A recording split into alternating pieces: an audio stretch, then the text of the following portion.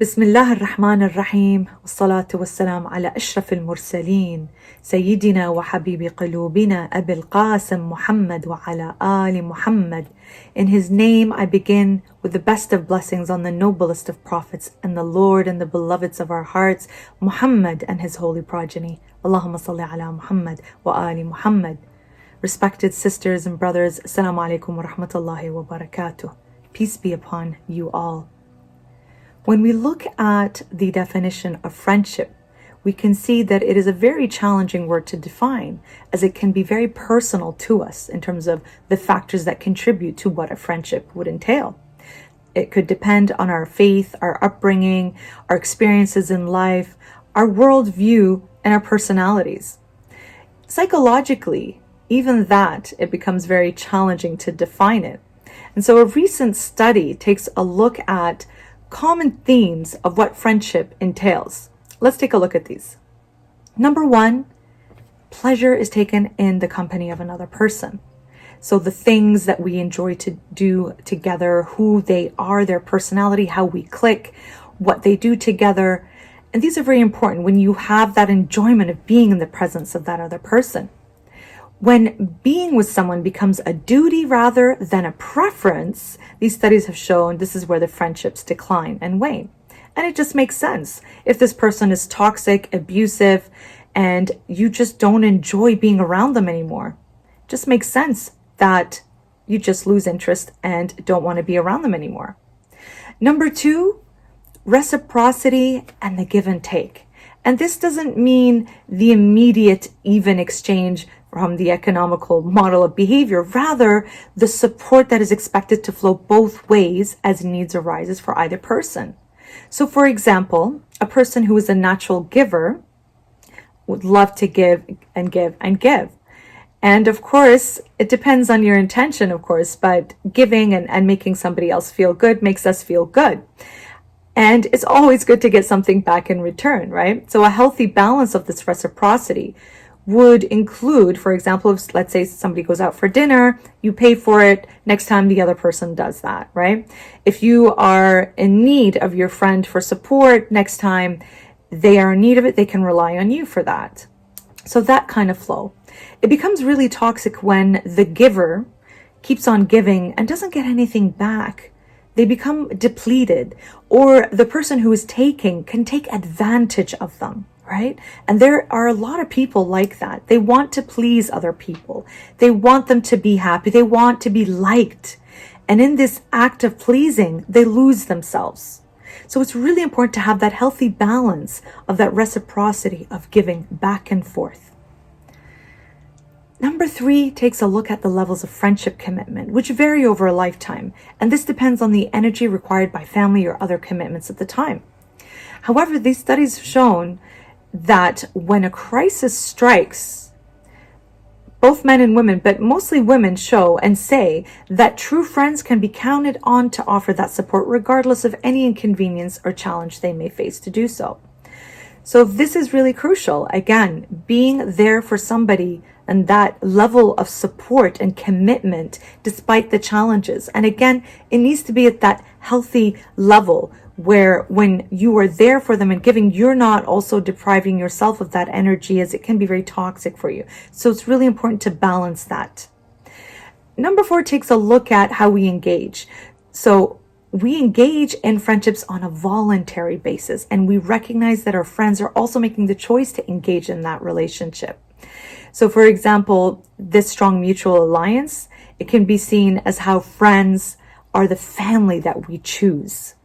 Family we cannot choose, but friends we definitely can. So choosing the right friends voluntarily is vital to having a healthy relationship and friendship, right?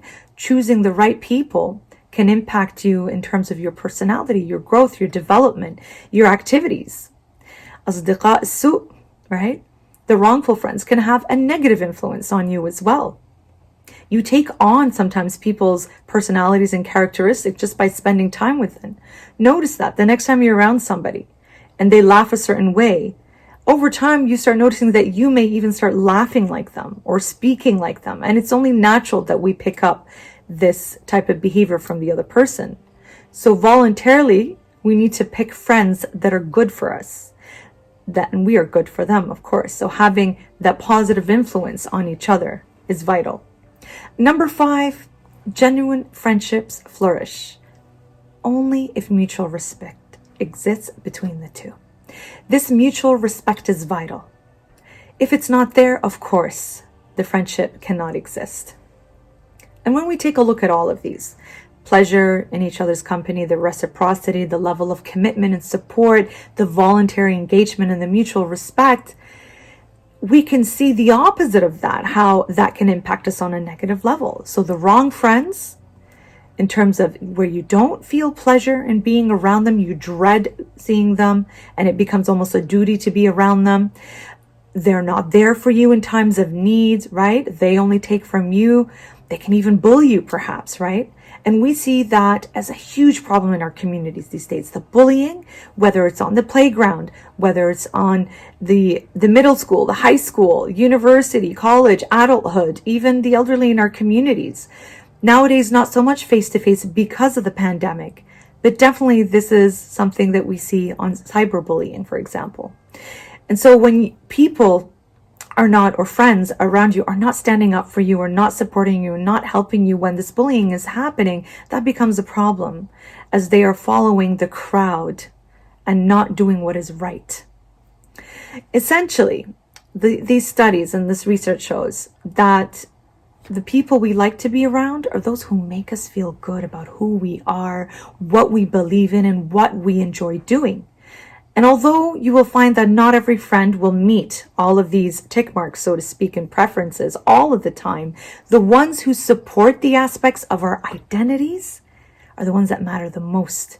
And these are the ones that you are most likely to count on and call them good friends. Again, when we take a look at these 5 characteristics of what entails a friendship, so the pleasure, being in their company, the reciprocity, the levels of commitment and support, the voluntary engagement and the mutual respect. Who other than the companions of Al-Hussain alayhi salam, Al-Ansar, his friends, exemplifying that. They exemplified that by standing up against the oppression, against the bullying, against the tyranny, even knowing what was going to happen to them.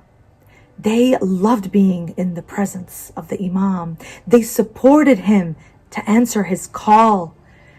They gave and believed in what he stood for.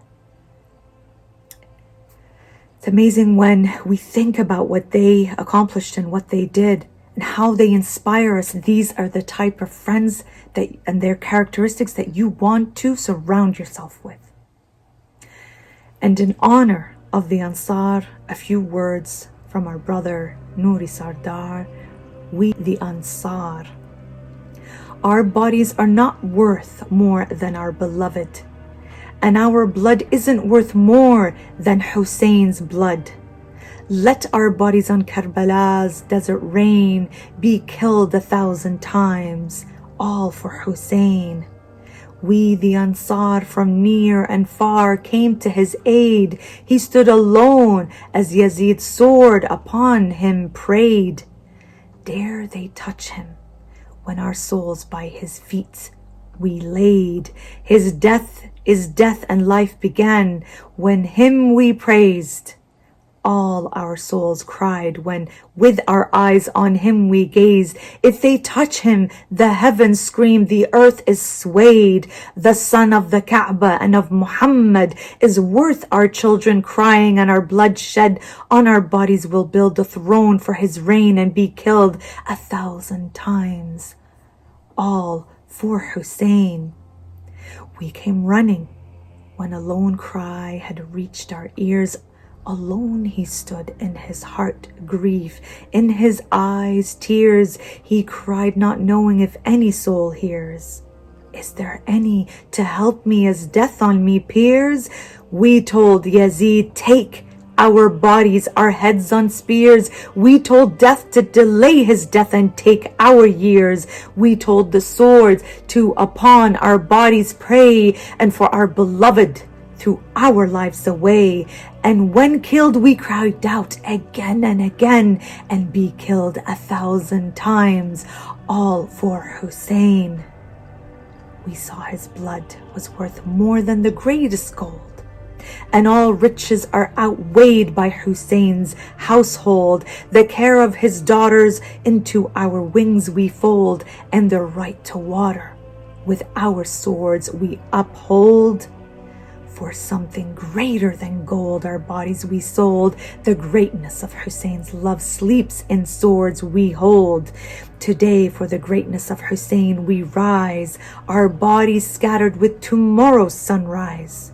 For our murders none of us will dare complain, and be killed 1,000 times, all for Hussein. We saw the worth of Hussein as something unreal, and our blood his loneliness we would heal. Today the greatest companions will reveal. No tents will burn, and no women shall they steal. Today we'll crush Yazid's army beneath our heel, and make his army to our Hussein kneel. O Yazid, today is the day of judgment, and you'll regret making our Hussein lament.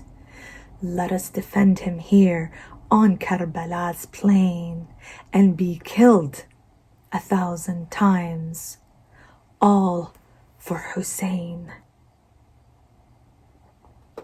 These are the companions of Al-Hussein, of courage and loyalty and support and valor. The list can go on and on in terms of what they exemplified and what true friendship was all about. And so I leave you with this. How can you apply the concept of friendship inspired by the Ansar of Al-Hussein into your daily life? Wassalamu alaikum wa rahmatullahi wa barakatuh.